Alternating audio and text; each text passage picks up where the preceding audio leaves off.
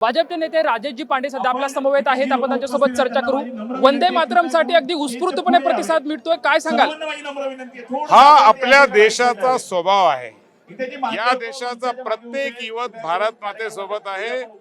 प्रत्येक युवक वंदे मातरम म्हणणार आहे आणि ही युवा शक्ती ही राष्ट्र शक्ती आहे हा दाखवण्याचा आमचा छोटासा प्रयत्न आहे.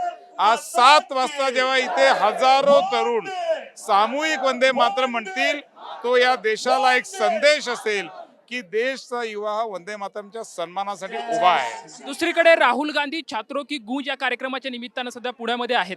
छात्रों की गूंज, युवाओं की आवाज केवळ भारत माते सोबत आहे, वंदे मातरम सोबत आहे.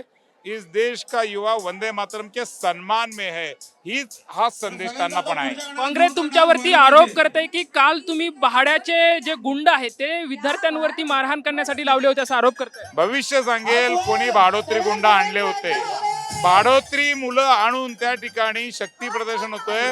इथे तुम्ही बघा उत्साहाने आलेला प्रत्येक तरुण या ठिकाणी तुम्हाला दिसतोय जो देशभक्तीने ओतप्रोत आहे. वंदे मातरम मधून काँग्रेसला काय सल्ला देत आहेत?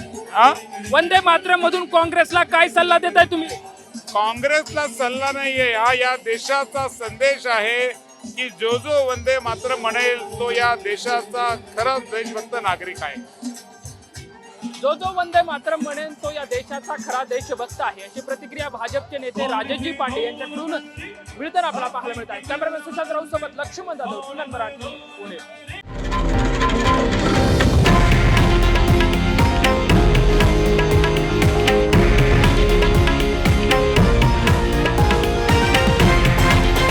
हे आहे देशातील नंबर 1 न्यूज नेटवर्क आणि आपण पाहत आहात TV9 मराठी, एकमेव.